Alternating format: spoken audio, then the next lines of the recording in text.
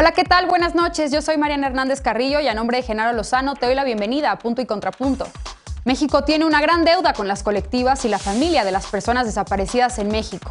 Solo durante el actual gobierno han desaparecido casi 20,000 personas. Aunque previo al inicio de su mandato, el presidente López Obrador se comprometió a atender el tema y dice que la Secretaría de Gobernación está enfocada a ello, las víctimas siguen reclamando justicia, verdad y reparación del daño. El presidente se comprometió esta semana a dedicar más tiempo a este asunto. ¿Es suficiente? Veremos qué opina la mesa. Y tras 2 semanas de enfrentamientos entre estudiantes de la Normal Rural de Mactumatzá y policías estatales, un juez dio libertad condicional a los normalistas que seguían presos.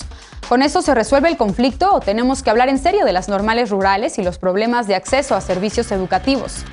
Y hemos hablado ya en varias ocasiones en esta mesa sobre la marca histórica que dejará este proceso electoral con la participación inédita del 50% de mujeres candidatas, así como la inclusión de otras poblaciones vulnerables. Pero en cuestión de violencia política, las candidatas siguen enfrentando desde el lenguaje sexista y críticas por su apariencia física hasta asesinatos. Veremos hoy cuál es el balance de la observatoria Todas MX. Estos son los temas que debatiremos hoy en Punto y Contrapunto. Quédate con nosotros.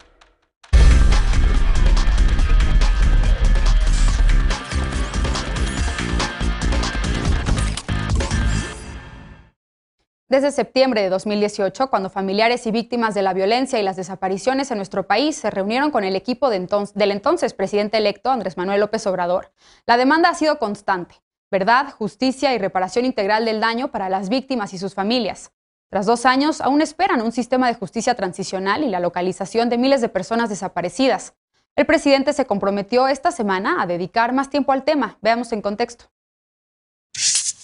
Esta semana el presidente López Obrador dijo que dedicará más tiempo a los casos de personas desaparecidas en México. Dijo también que son asuntos complejos y que se ha avanzado en la atención a familias de víctimas. Según cifras oficiales, 85,000 personas desaparecieron de 2006 a la fecha. Desde el 1 de diciembre de 2018 y hasta el pasado 7 de abril, desaparecieron casi 20,000 personas. El fin de semana fue asesinado Javier Barajas Piña, funcionario de la Comisión Estatal de Búsqueda de Guanajuato, cuya hermana desapareció en 2020, fue encontrada casi un año después en una fosa clandestina. El pasado 10 de mayo, madres de personas desaparecidas solicitaron al presidente López Obrador vetar la nueva ley de la Fiscalía General de la República y reunirse con integrantes del Movimiento por Nuestros Desaparecidos en México para escuchar sus preocupaciones en torno a dicha ley. El movimiento, integrado por 74 colectivos, reiteró su demanda de una política pública que combata la impunidad y favorezca el acceso a la justicia, la verdad y la memoria. En septiembre de 2018, como parte del diálogo por la paz, la verdad y la justicia,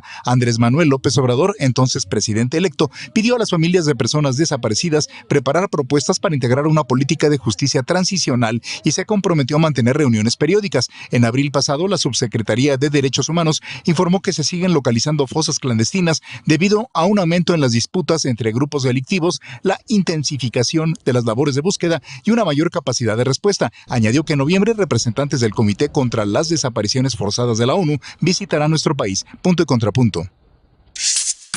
Y para debatir esta noche nos acompaña como cada lunes y miércoles Lisa Sánchez, directora general de México Unido contra la Delincuencia. Buenas noches, querida Lisa, ¿cómo estás? ¿Qué tal? ¿Cómo están? Mucho gusto de saludarlas, miércoles de Mariana. Bienvenida. También nos acompaña Eder Guevara, él es antropólogo y fundador de Morena. Buenas noches, Eder, ¿cómo estás? Buenas noches, gracias. Buenas noches. Bienvenido. Jorge Peniche, abogado, cofundador de Justicia Transicional en México y amigo de este programa. Buenas noches, Jorge, qué gusto tenerte de nuevo por acá. Te estamos escuchando apenas, pero ahorita regreso contigo. Y también nos acompaña hoy Dulce Aro, ella es internacionalista y feminista. Buenas noches, Dulce, bienvenida. Buenas noches, gracias por la invitación. Bien, pues a ver, Jorge, si ya tenemos tu audio, comenzó contigo este tema, primer tema de la noche. Me gustaría quizá pues hacer un balance sobre la atención que se le ha dado, el seguimiento a los casos pues de las personas desaparecidas en el país, estas lamentables cifras. ¿Cómo has visto tú la estrategia, las acciones que se han tomado desde el principio de la administración del presidente López Obrador? Y si pues efectivamente ahora ves alguna oportunidad para que se implemente un sistema de justicia transicional, ahora que el presidente ha dicho que se le va a prestar más atención a estos casos. Gracias, Mariana. Por cierto, gracias por la invitación. Tenía en el micrófono.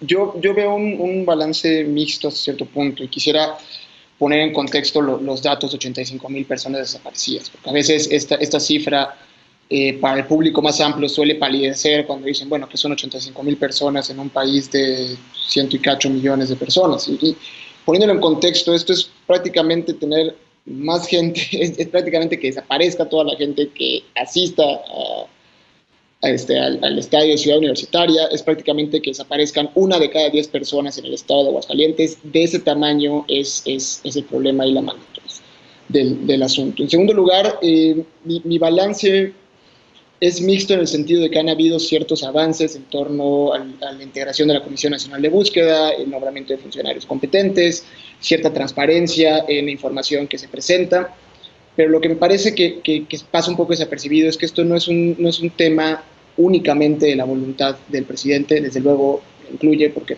no avanzará si no está presente él, digamos, en ordenar que se hagan las cosas, pero lo que ha faltado es un enfoque mucho más ambicioso y mucho más robusto. En abril, que la Comisión Nacional de Búsqueda presentó sus datos y que el gobierno, el Ejecutivo, lo presentó como si fuera prácticamente el gran triunfo de su administración, pues realmente lo que indicaban los números, y esto hay que ponerlo en contextos, es que en los últimos 2 años se habían localizado, por ejemplo, 8,000 cuerpos, y de estos únicamente se habían identificado el 40%, lo cual se suma a todo un rezago que viene en los últimos años, ¿no? Y Jacobo Dayan, especialista en la materia, señalaba, con este ritmo terminaremos de identificar prácticamente en 80 y 100 años, ¿no? De ahí el tamaño del reto, del rezago, y de, creo, la falta de interés del Ejecutivo en darle la prioridad que se merece, ¿no? No basta, desde luego lo sabemos, un discurso bonito de que ahora me voy a centrar en eso. Realmente se necesitan medidas mucho más ambiciosas, mucho más, insisto, robustas, y sobre todo un enfoque focalizado que parte con la Comisión Nacional de Búsqueda y las comisiones locales, pero no se agota en él. Bien, medidas mucho más ambiciosas, dice Jorge. Eder, ¿tú cómo lo ves? ¿Cómo evalúas hasta ahora la estrategia seguida por la administración del presidente López Obrador? Y bueno, ella pone también un poco sobre la mesa pues el papel de las comisiones de búsqueda. ¿Cómo lo ves tú? ¿Qué pendientes, qué avances encuentras? Yo creo, coincido con Jorge en el sentido de que no es suficiente.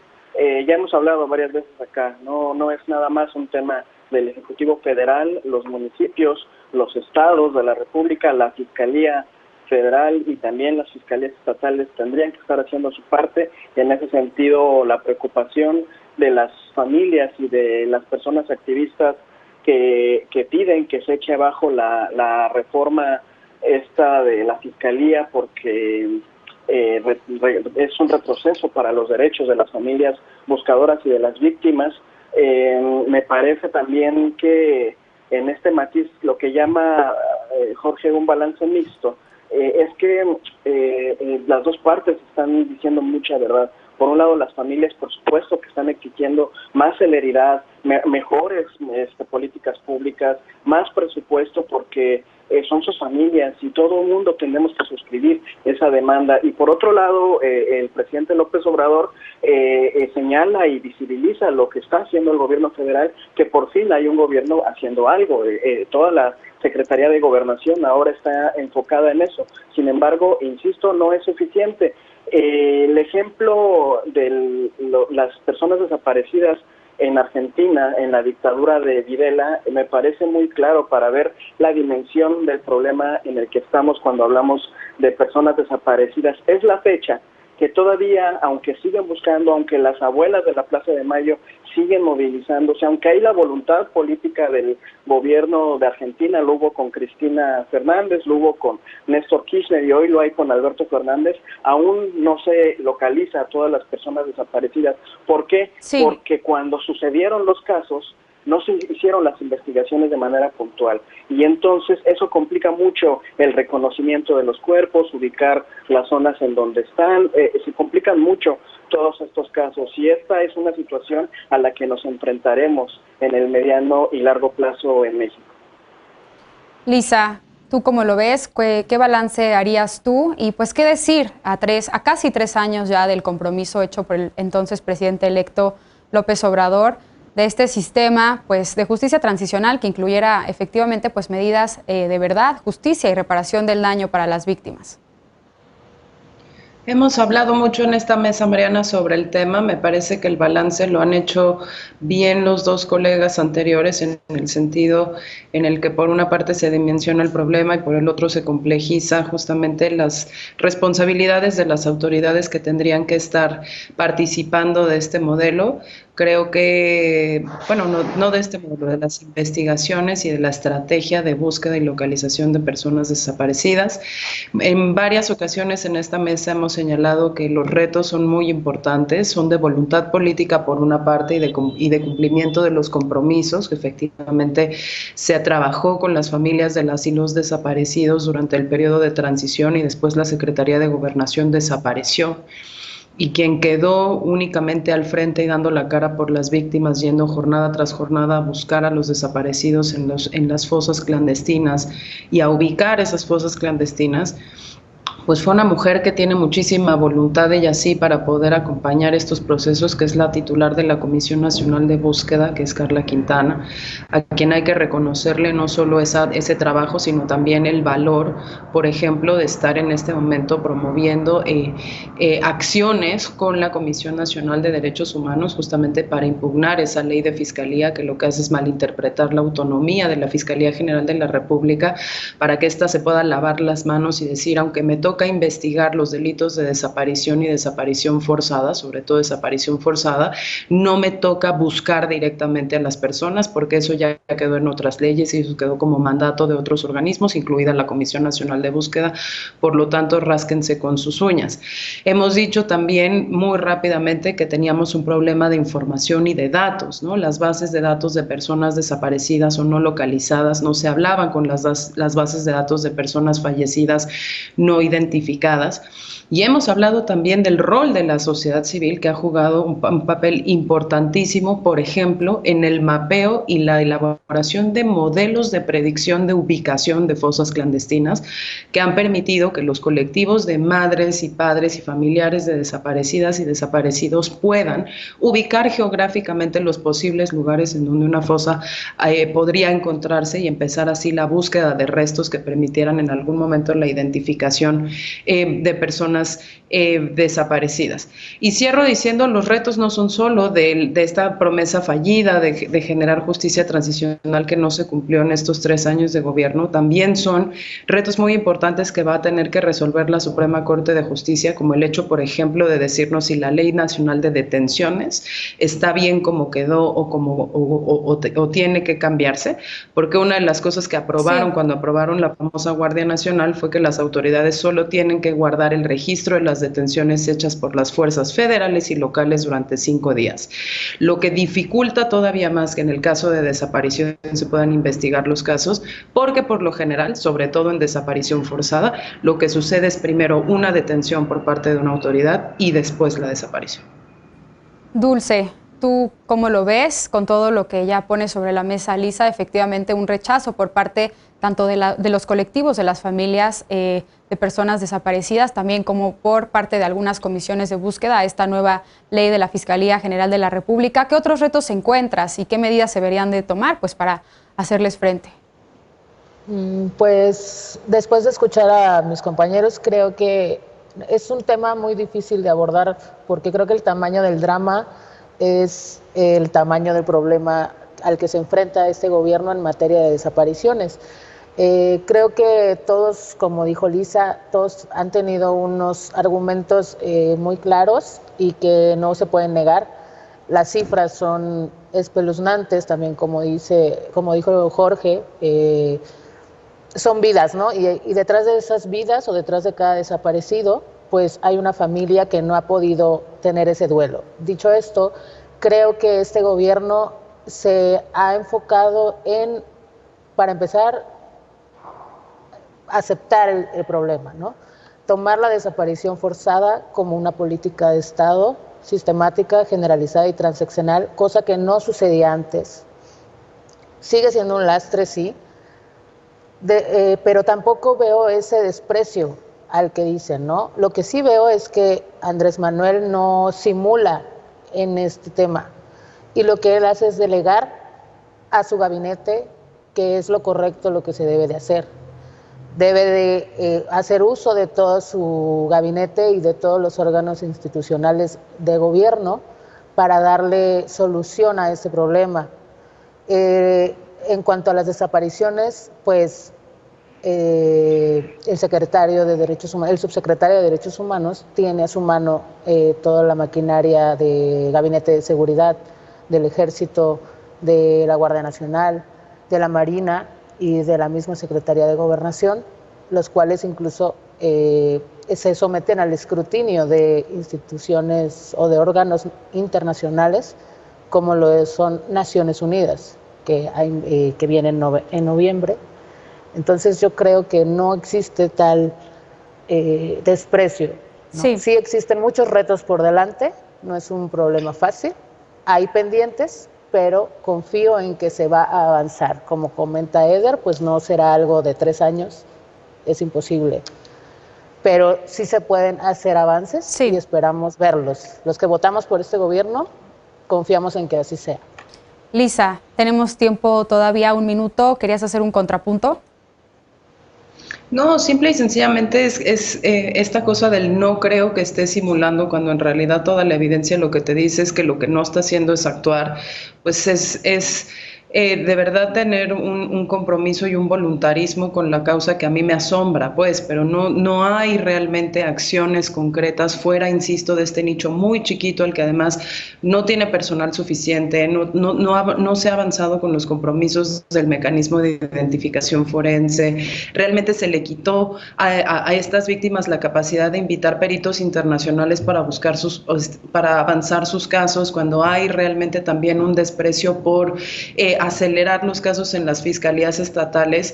Pues es de verdad asombroso que podamos decirle justamente a las familias directas, víctimas directas e indirectas de este delito de desaparición por particulares o de desaparición forzada, que el gobierno está haciendo todo lo posible por ayudarlos, cuando en realidad no es así. Y ojo, no estoy hablando solo del gobierno federal, también estoy involucrando aquí a las fiscalías locales, a los gobernadores y a las comisiones estatales de búsqueda, reconociendo que dentro de esos espacios donde hay muy pocos recursos humanos, materiales y financieros, hay gente que de verdad se lo está dejando todo en la cancha, pero que realmente no se está atendiendo esto con la gravedad del problema y sobre todo, como decía Jorge, pues con la conciencia y la aceptación de la magnitud que es el fenómeno, heredado sí, pero también presente de una administración que ya es responsable de dar respuestas a estas familias y que sistemáticamente se les niega hasta el derecho de interlocución con las autoridades en los estados y en el ámbito federal también. Bien, pues sin duda que le daremos seguimiento a este tema, como lo hemos hecho durante los últimos meses. Tenemos que hacer una pausa. En Chiapas, tras 2 semanas de enfrentamientos entre estudiantes de la Normal de Mactumaxá y la Policía Estatal, se dictó libertad condicional a los estudiantes que seguían en prisión preventiva. Pero las denuncias por abuso policial siguen, mientras que la Fiscalía del Estado les imputó diversos delitos. Regresamos con este tema, punto y contrapunto, no te vayas.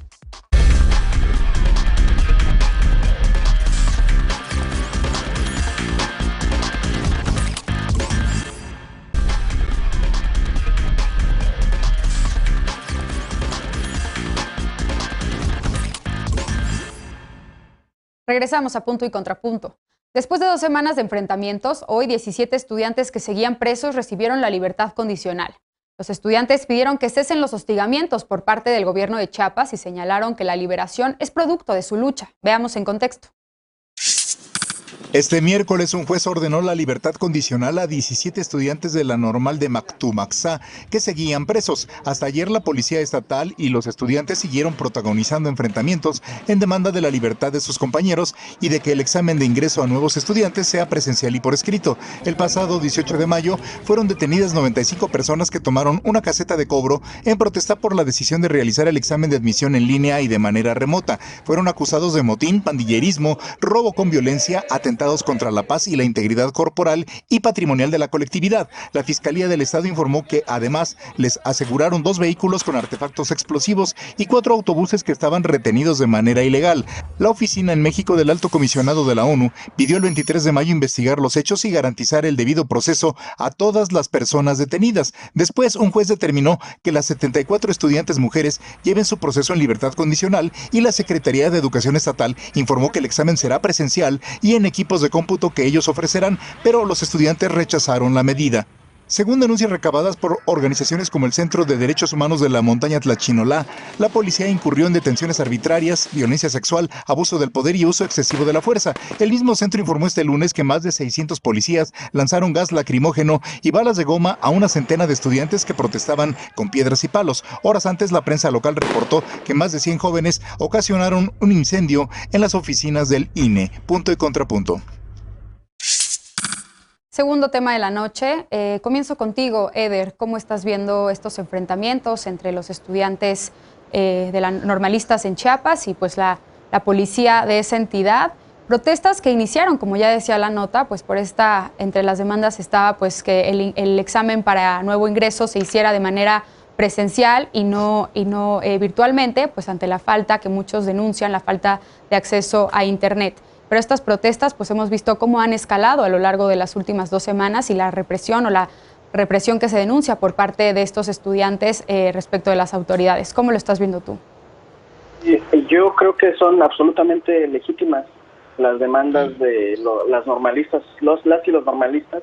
Creo que se tiene que atender de inmediato el tema de la accesibilidad a medios digitales, pero también si la demanda es que se hagan los exámenes presenciales en un estado que no ha sido tan azotado por la pandemia, no veo por qué la resistencia de las autoridades estatales. Lo que sí veo es una torpeza tremenda política por parte del gobernador, el caer en actos de represión, además de que, ojo, es un gobernador emanado de Morena, y eso tiene un agravante, porque en Morena nos comprometimos a que nunca se resolverían los problemas por la vía de la represión, y al hacerlo de esta manera, lo que demuestra es la torpeza política, porque hay una demanda muy concreta, perfectamente atendible, y en vez de eso dejó que se escalara el conflicto. Yo no veo en las manifestaciones en sí, yo no he visto enfrentamientos, yo he visto represión, y eso se tiene que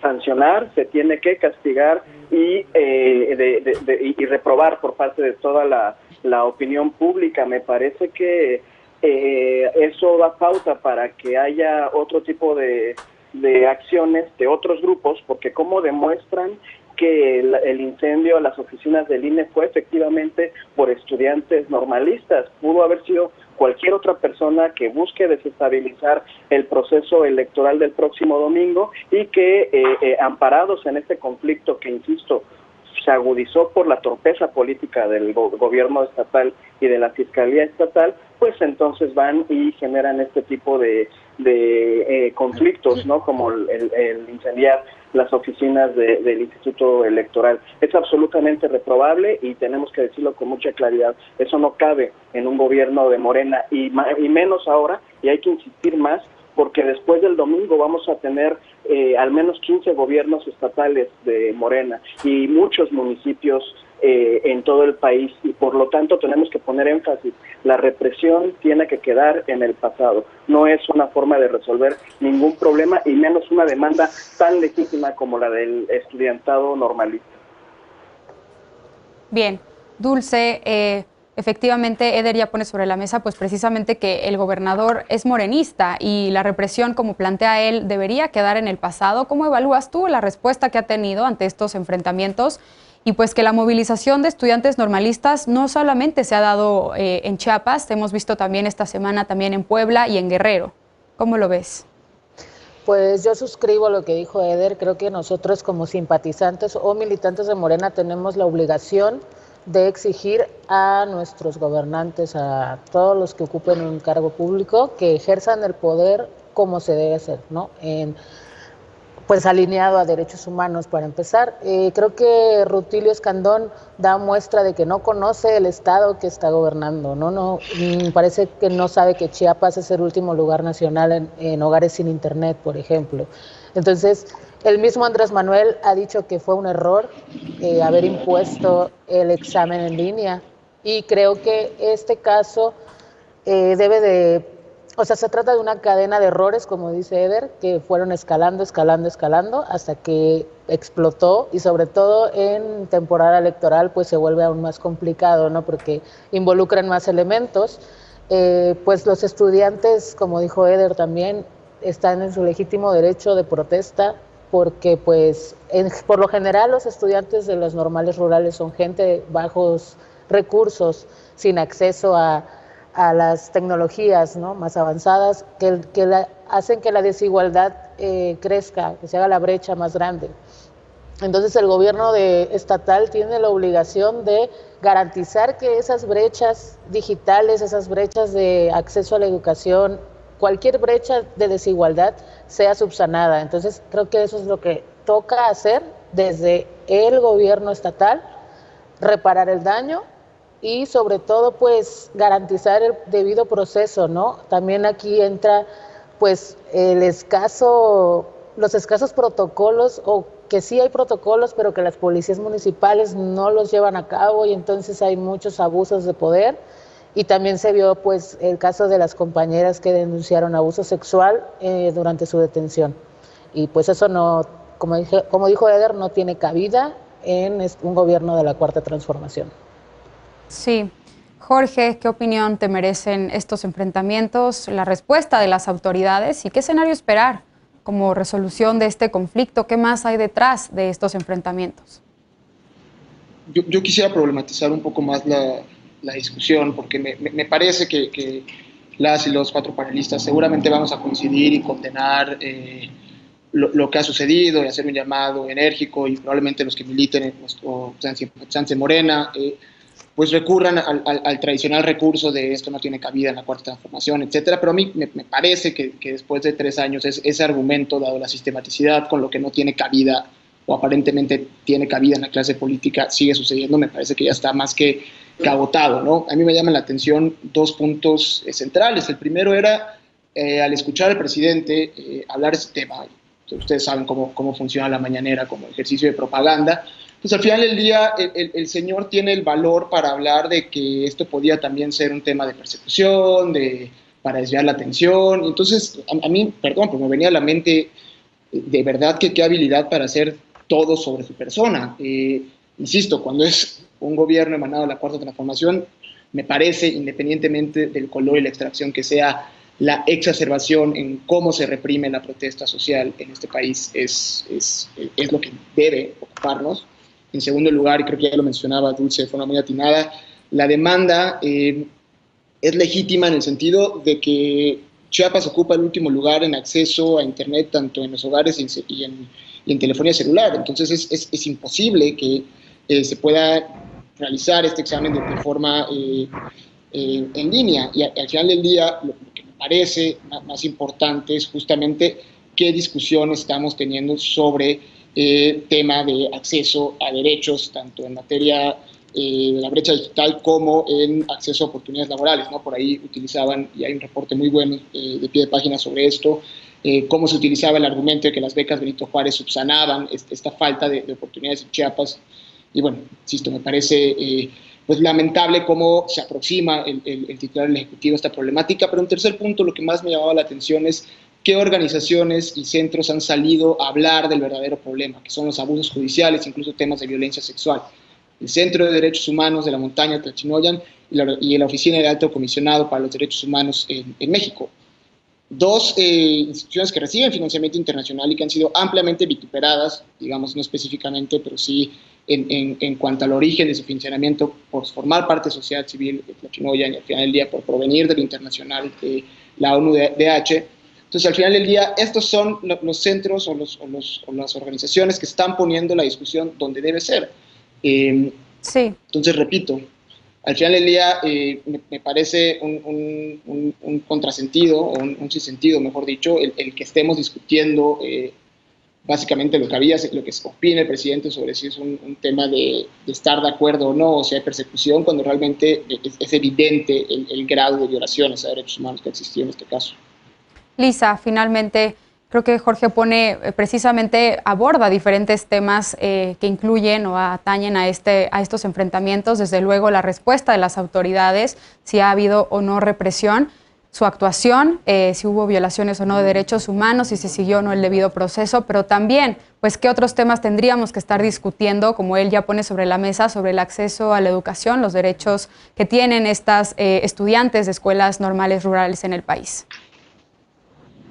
Sí, yo coincido con mis compañeros. Creo que el reclamo, al menos de la rural chiapaneca, es perfecta y absolutamente legítimo. Y por supuesto que, como dice Jorge, son muchos problemas en uno y este caso en particular nos debe servir para poder seccionarlos, pero sí mencionarlos todo. Por una parte, ya lo decía varios de los colegas antes, el tema de la famosa brecha digital, que si bien México ha recuperado ahí algunos puntitos en las últimas mediciones entre 2018 y 2020, Chiapas permanece en el último lugar y no solo permanece en el último lugar, sino que la brecha de acceso a las tecnologías de la información y al Internet y al uso de computadoras incluso ha disminuido, aumentando la brecha con, por ejemplo, otros estados que han podido subir en estas escalas de manera muy rápida, como podría ser, por ejemplo, Durango, ¿no? Ya no hablemos de la Ciudad de México. Entonces, hay ahí un tema muy importante de cuál es el acceso realmente a este tipo de servicios que hoy por hoy me están mediando, sobre todo en un contexto de pandemia, gran parte de la vida cotidiana, de los trámites, de la digitalización de la propia economía, de la educación, del trabajo, etcétera, y qué futuro existe para Chiapas en un contexto así.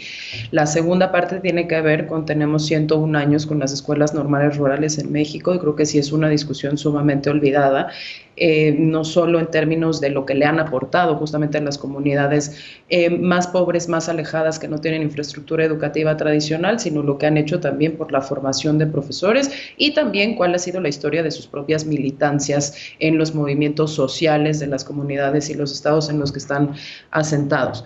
Por otra parte, el tema justo del comportamiento de la autoridad, pero no solo, como ya decía Eder, en el tema de la potencial brutalidad de las fuerzas policiales al momento de haber reprimido la protesta, o el hecho de que no se haya respetado el debido proceso, se haya cometido incluso abusos en contra de las mujeres, como decía Dulce, sino también la importancia, por ejemplo, un poquito aquí para generar controversia, de los jueces de control, ¿no? En muchos otros programas hemos estado hablando de las intentonas de regresión del sistema penal acusatorio, y una de las cosas que quería el entonces fiscal general de la República pasar, tanto en septiembre del 2019 como en febrero y septiembre del 2020, era precisamente la eliminación de esta figura del juez de control, que es quien hoy libera a los normalistas, porque califica la detención de las autoridades y dice que la medida es desproporcional, y lo que hace es recomendar que dejen de participar en actos de activismo, y les recomienda ya no ocupar de manera provocativa pues el espacio público, pero no los manda al penal, ¿no? Bien. Entonces me parece eso que es sumamente importante. Y finalmente, 30 segundos, el estado paupérrimo del sistema penitenciario en México, porque si vimos algo en las imágenes de estos enfrentamientos y de estos episodios, es que los mismos padres de los estudiantes de las normales rurales fueron los que tenían que apostarse a las puertas de los penales para asegurarse que estaban alimentados, que estaban sanos, que estaban seguros, que tenían los insumos necesarios para poder pasar esa detención de hasta 15 días adentro de un penal que no ofrece absolutamente nada. Pues tenemos que hacer una pausa porque se nos acabó el tiempo, y al regresar, la Observatoria Ciudadana Todas MX presentó ayer los resultados del monitoreo sobre violencia política de género que hizo durante 3 meses, y los resultados reflejan el largo camino que queda por andar. Regresamos con este tema, punto y contrapunto, y la opinión de las panelistas de miércoles. No te vayas.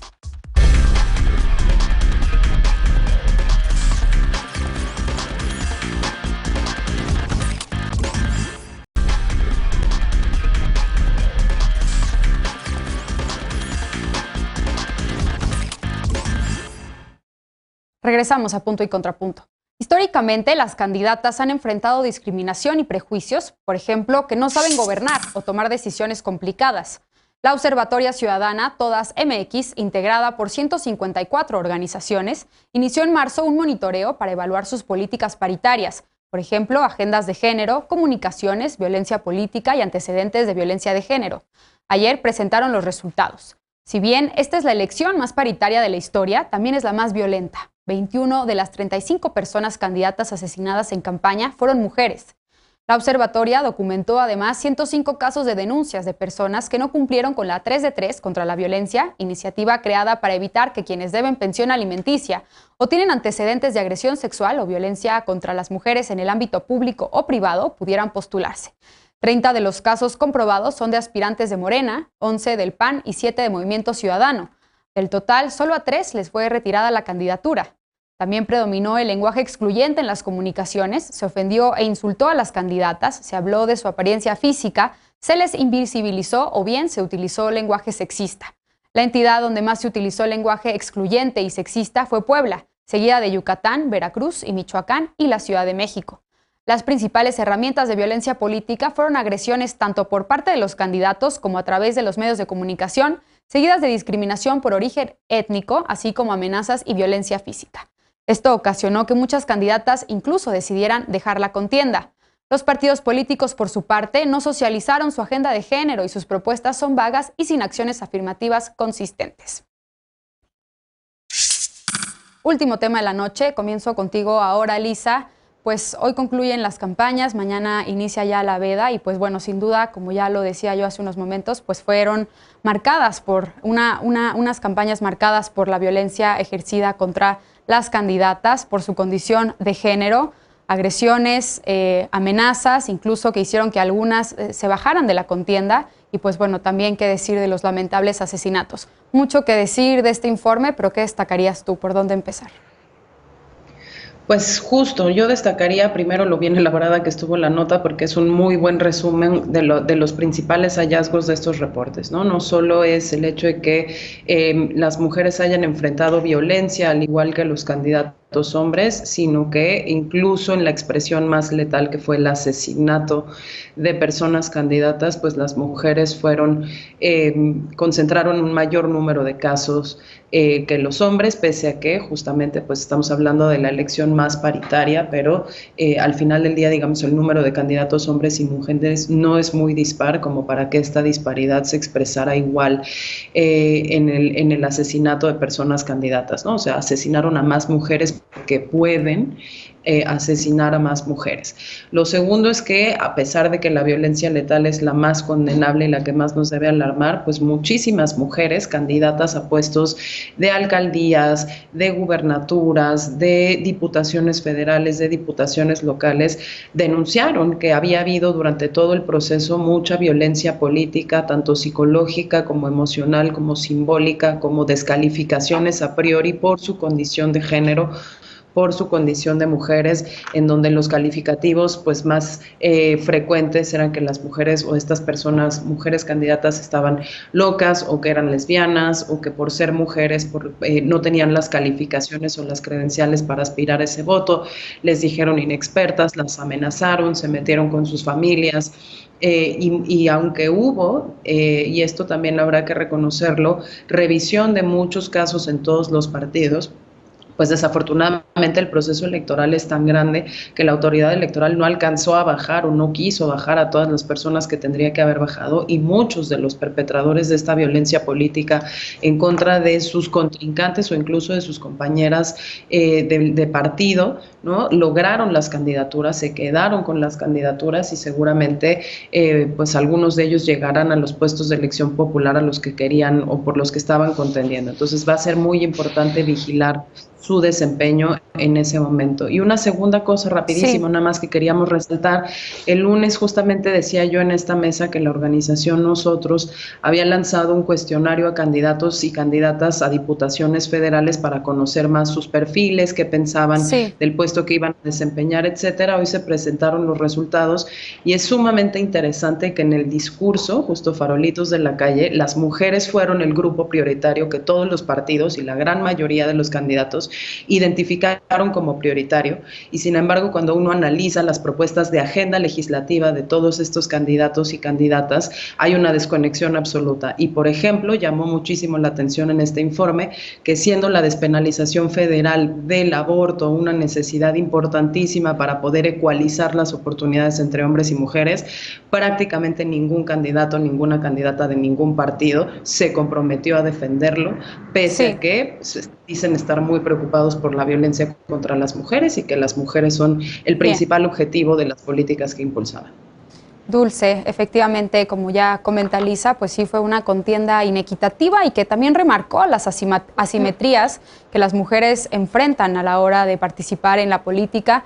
¿Qué destacas tú de este informe, de las campañas en general, de la violencia que se ejerció contra las mujeres y qué medidas tomar para frenarla? Pues sí, es lamentable, la verdad, que a pesar de estar ante la elección más paritaria de la historia, pues estamos también ante la elección más violenta, incluso hacia las mujeres, ¿no? Creo que este tema no es un tema superado. El flagelo del machismo en la política mexicana, pues es brutal. Y el objetivo de la violencia política de género, pues es muy claro, que es marginar a las mujeres del espacio público, lo cual desgraciadamente en algunos casos, ya sea por voluntad o porque fueron asesinadas, pues se logró ese objetivo, ¿no? De que menos mujeres accedieran a puestos de decisión, de toma de decisión. Sin embargo, aquí quisiera resaltar la valentía de una candidata para la presidencia municipal de Matamoros, Coahuila, que fue víctima de violencia política de género por parte del secretario del ayuntamiento, Salvador Vega, el cual ya fue denunciado. Se logró incluso un punto de acuerdo con la ayuda del Congreso local por unanimidad para iniciar un proceso sancionatorio ante la Fiscalía Especializada para la Atención de Delitos Electorales, porque la violencia de género pues está tipificada como delito electoral ante el Instituto Electoral de Coahuila y ante la Comisión de Derechos Humanos de Coahuila. Creo que es muy importante señalarlo, nombrar este problema que tenemos las mujeres que estamos interesadas en participar en el espacio público, que es algo a lo que nos enfrentamos día a día y que cuando uno decide dar el salto hacia la política, pues se vuelve todavía más agresivo, ¿no? Esta candidata, Valeria, ha recibido hostigamiento, agresiones, difamaciones. Se ha dicho que obtuvo la candidatura debido a una relación sentimental, lo cual borra de tajo toda su trayectoria, que para mí es muy violento eso, ¿no? Porque ella tiene una trayectoria desde antes y pues se borra por completo, ¿no? Y ha tenido gran activismo en el feminismo, lo cual también es utilizado en su contra. Bien. Y incluso esa violencia trasciende a su hijo, que es un bebé recién nacido, lo cual también pues es lamentable, ¿no? Y entonces no solamente se trata de señalar y nombrar, sino que también tenemos que lograr castigos ejemplares. Si la violencia de género es un delito electoral, que se sancione, ¿no? Que se declinen las candidaturas, que se quiten las candidaturas a las personas que cometan los actos. Jorge, ¿cómo ves tú pues la situación de violencia política de género en estas campañas? Lisa ya lo decía, pues en el discurso todos los partidos hablaron sobre la protección y derechos de las mujeres, y en las acciones y en las agendas pues no vimos medidas ni propuestas concretas. ¿Cómo lo ves? Yo retomo un poco el punto de Lisa. Creo que le da exactamente al clavo al decir que si bien estamos hablando de la elección más paritaria de la historia, llama poderosamente la atención que al final del día haya un impacto diferenciado en una mayor violencia, menos letal, en contra de las mujeres. Y al final del día creo que han habido ya muchísimos estudios que han demostrado justamente el impacto diferenciado que puede tener en las mujeres la exacerbación de la violencia en este país. Creo que el reporte, más allá de los temas que ya se mencionaron, pues sirve justamente como muestra de realmente lo que está experimentando México, y creo que es un tema recurrente. Cada 3 años hablamos de la elección más importante de la historia y terminamos diciendo fue la elección más violenta de la historia, ¿no? Entonces, sí me parece que más allá de hablar de castigos ejemplares, hay conversaciones que tenemos y necesitamos pues abordar. Desde luego está el tema de la violencia de género, pero también está el tema en el cual se inserta en este contexto en específico, que es el tema de la violencia política en general, ¿no? Más allá del impacto diferenciado, hay muchas narrativas que se tratan de reproducir sobre si fue el narco, que la violencia local o municipal es porque, digamos, se están buscando controlar la plaza, etcétera, y realmente lo que necesitamos reflexionar de alguna manera es entender que este tema en general viene de muchos años atrás. Sí. Esta semana se presentaron 2 reportes muy interesantes de Noria y del Crisis Group, justamente abordando esta problemática, también abordando el tema del impacto diferenciado en género. Y 3, pues entender justamente que necesitamos narrativas más complejas para contar nuestra historia como un país, me duele decirlo, pero como un país que es violento y que ejerce violencia en muchísimos ámbitos. Sí. Eder, finalmente. Interesante el caso que menciona Dulce, porque Valeria López de Matamoros, Coahuila, viene del activismo feminista, del acompañamiento en los ejidos de Coahuila, de mujeres que han sufrido violencia de género, y de repente no solamente la autoridad municipal, también la comunidad ejerce violencia en contra de ella porque es activista feminista, porque tiene que hacer campaña con su bebé, igual que en la Ciudad de México, en Benito Juárez, Renata Turren, que tienen que hacer campaña con sus bebés que acaban de nacer, y de repente es toda la comunidad la que ejerce la violencia. El caso de Nuevo León, a Clara Luz se le sancionó por haber mentido por su relación con Kate Renner, se le sancionó de manera muy violenta toda la comunidad, el electorado, y cuando se filtraron los audios de Samuel García amenazando de golpear a su exnovia, no hubo ninguna reacción. También hay una violencia que se ejerce desde la comunidad. Entre más avanzan las demandas feministas, entre más avanza la lucha feminista y entre más espacios de incidencia se ganan las mujeres con su lucha, hay más violencia, porque estamos en una sociedad profundamente machista y misógina, y eso es lo que se está reflejando. Sería un error concentrarlo todo en torno a la lucha de partidos políticos, pero también creo, como dice Jorge, que habría que diseccionar los tipos de violencia que han sufrido las mujeres en esta contienda, las mujeres aspirantes, para ver también cuántas fueron por el tema del crimen organizado, o también por parte de la autoridad electoral. Verónica Camino Farjat en Mérida, Yucatán, denunció violencia política de género por parte de las autoridades estatales y los medios de comunicación locales. Lo documentó todo perfectamente y la autoridad electoral no hizo nada, ¿no? Bien. Entonces hay que diseccionar, hay que separar para identificar qué tipos de violencia sufrieron cada una de las candidatas y poder atenderlo de manera integral. Bien, pues desafortunadamente se terminó el tiempo para discutir este tema tan importante, y con eso concluimos también la discusión sobre las campañas de este proceso electoral. Vamos a un corte y regresamos con la paparrucha, y para despedirnos de las y los panelistas, no te vayas.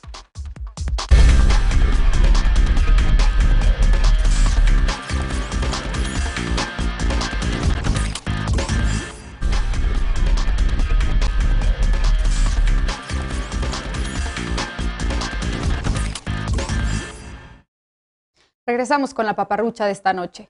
¿Ya sabes cómo y dónde votar? En la página ubicatucasilla.ine.mx puedes ubicar el sitio exacto donde hacerlo. Solo tienes que seleccionar la entidad y sección electoral que corresponde a tu domicilio, y ambos datos están en tu credencial para votar. Las casillas estarán abiertas de las 8 de la mañana a las 6 de la tarde, y para prevenir contagios será obligatorio usar cubrebocas y mantener la sana distancia.